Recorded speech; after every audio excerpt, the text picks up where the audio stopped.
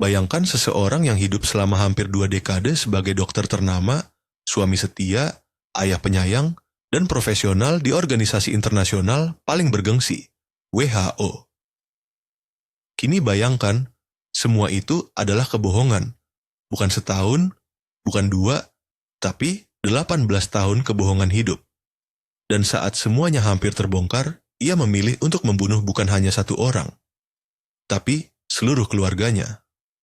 Ini adalah kisah nyata Jean-Claude Roman. Dan kamu sedang mendengarkan True Lies, kisah nyata di balik wajah sempurna.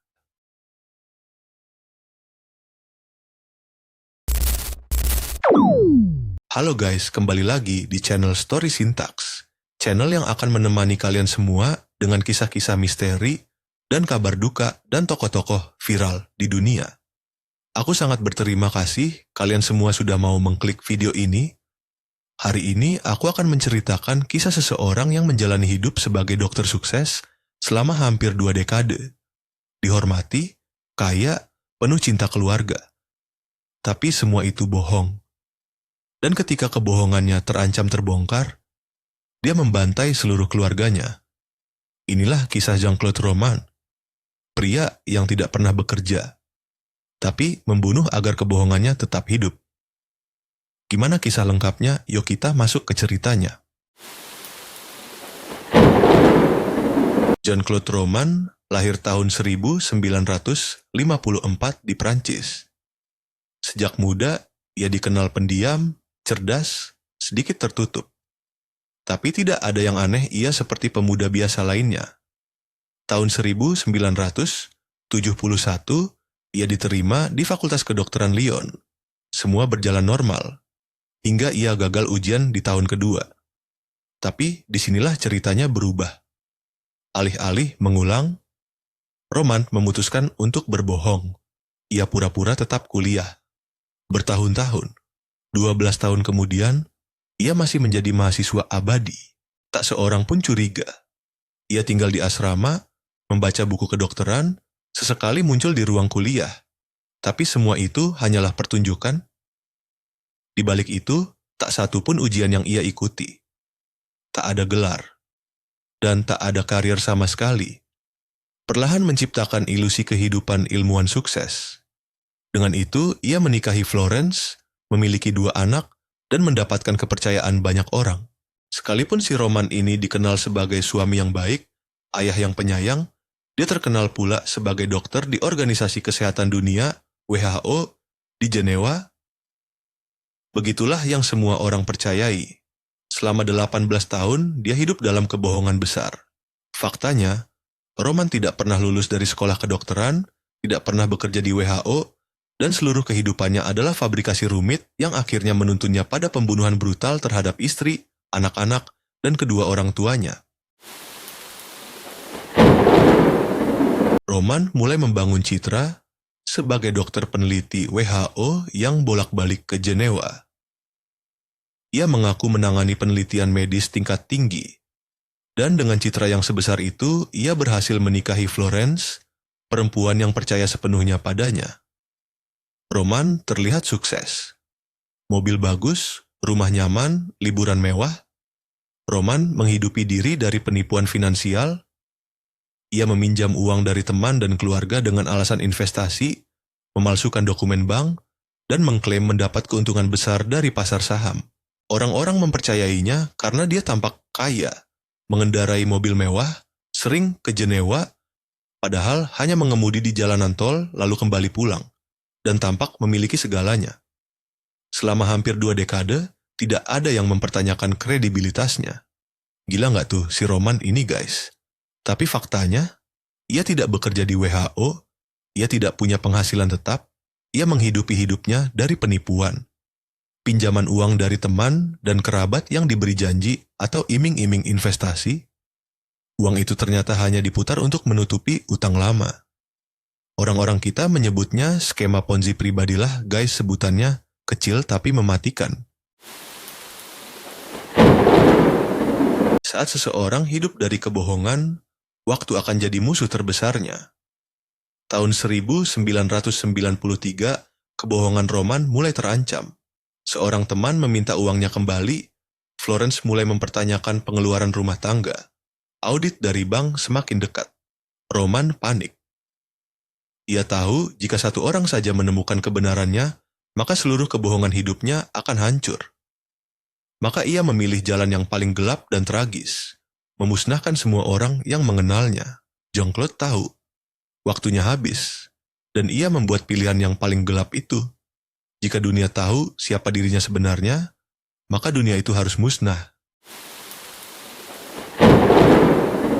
Berikut adalah rangkaian pembunuhan berdarah dalam waktu kurang dari 24 jam. Malam itu, 9 Januari 1993, Jean-Claude Roman membunuh Florence, istrinya. Ia memukul kepala Florence dengan rolling pin. Yang nggak tahu apa itu rolling pin. Rolling pin itu semacam penggilas adonan, guys. Dipukulkannya benda itu ke kepala istrinya hingga tewas saat ia sedang tidur. Teman-teman pikir ini sudah berakhir? Oh, tentu tidak, teman-teman. Ia lalu tidur di kamar yang sama dengan tubuh istrinya yang tak bernyawa di sebelahnya. Pagi hari, ia menyuapi sarapan kepada kedua anaknya, yang bernama Caroline dan Antoine. Lalu memberinya obat tidur. Setelah kedua anaknya tertidur, kalian bisa tebak apa yang dilakukan Bapak Jahanam ini. Ia menembak kepala kedua anaknya itu dengan senapan. Lalu tubuh mereka dibiarkan begitu saja di kamar tidur. Tak selesai di situ. Ia mengemudi ke rumah orang tuanya. Di sana, ia menembak keduanya tanpa ragu. Bahkan anjing keluarga pun ikut dibunuh.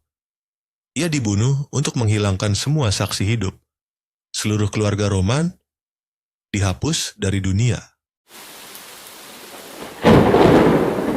Setelah membantai semua orang, Jean-Claude pun kembali ke rumah. Ia duduk di ruang tamu, menonton TV, menatap jasad istri dan anak-anaknya. Keesokan harinya sebagai alibi, ia menyiram rumah dengan bensin dan menyulut api untuk berpura-pura rumahnya terbakar karena kecelakaan. Namun dia menggunakan terlalu sedikit bensin. Alhasil, api padam sebelum membakar rumah sepenuhnya. Petugas pemadam kebakaran datang dan tiba dengan cepat, lalu menemukan tubuh-tubuh di kamar dan Roman si jahanam yang masih hidup. Di kamar tidur, mereka menemukan Florence, Caroline, dan Antoine sudah tak bernyawa. Roman sendiri hanya terluka ringan. Dalam penyelidikan awal, detektif langsung curiga. Tak ada tanda perampokan, tak ada alasan kebakaran. Dan yang paling mencolok, Roman terlalu tenang. Dalam interogasi, Roman langsung mengaku. Ia tak bisa lagi menyangkal apa yang telah terjadi. Ia menangis dan mengatakan bahwa dia tak pernah bermaksud menyakiti mereka, sebuah klaim yang terdengar sia-sia setelah seluruh pembantaian. Ia menjelaskan segalanya, bahwa ia tidak pernah menjadi dokter, tidak pernah bekerja, bahwa seluruh hidupnya adalah kebohongan, dan bahwa ia membunuh keluarganya untuk mencegah mereka tahu kebenaran. Ia tak menangis karena kehilangan, tapi karena rahasianya terbongkar. Psikolog menyebut Roman mengalami mitomania, kelainan yang membuat seseorang hidup dalam kebohongan yang ia ciptakan sendiri. Namun lebih dari itu, ia juga menunjukkan narsisisme ekstrem dan kebutuhan kompulsif akan pengakuan. Roman lebih takut dianggap gagal daripada membunuh keluarganya sendiri.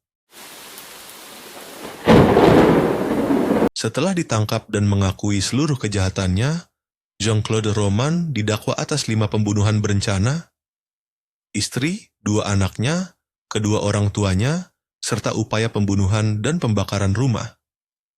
Pengadilan berlangsung pada 16 hingga 25 Juni 1996 di Bourg-en-Bresse, Prancis.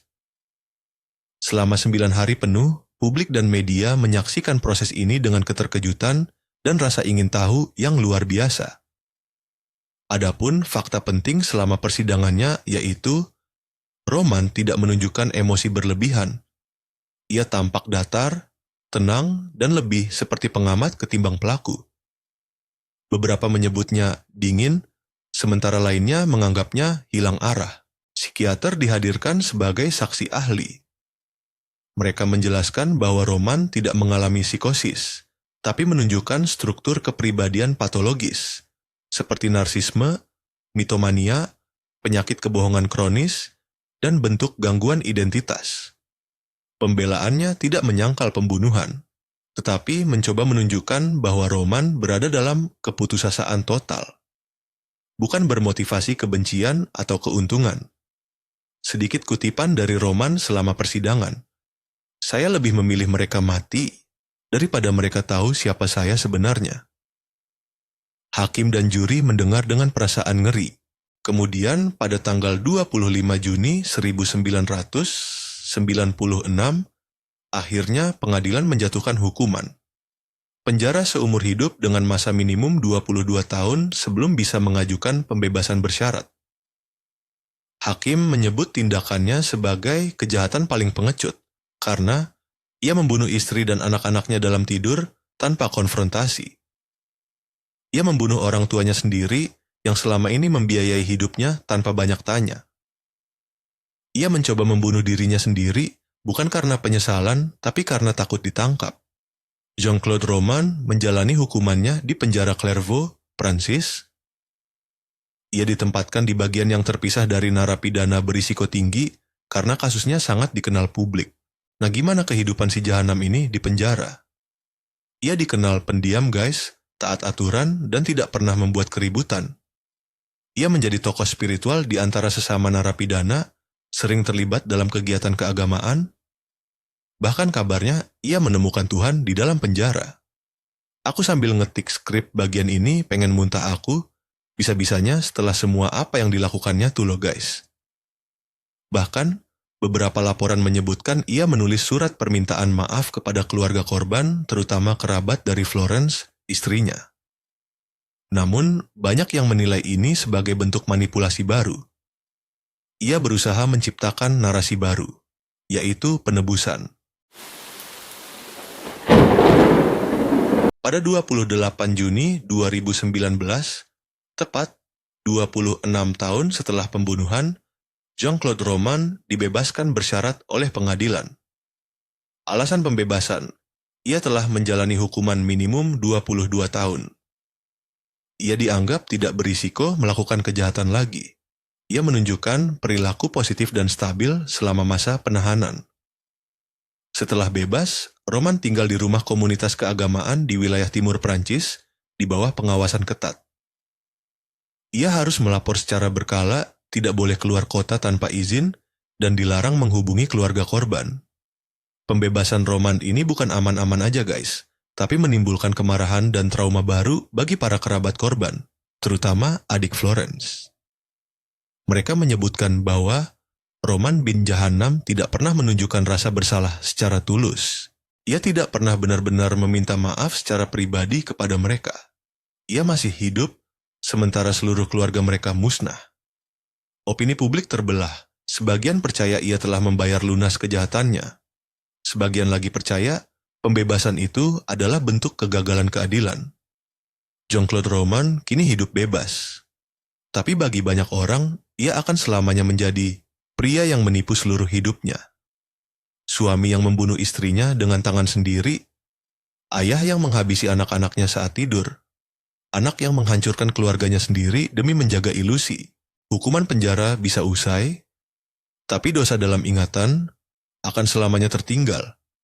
Apakah ia menyesal atau hanya bersembunyi di balik kebohongan baru? Kadang, monster bukanlah orang asing. Kadang, monster adalah pria yang tampak paling baik, paling cerdas, paling mencintai keluarganya.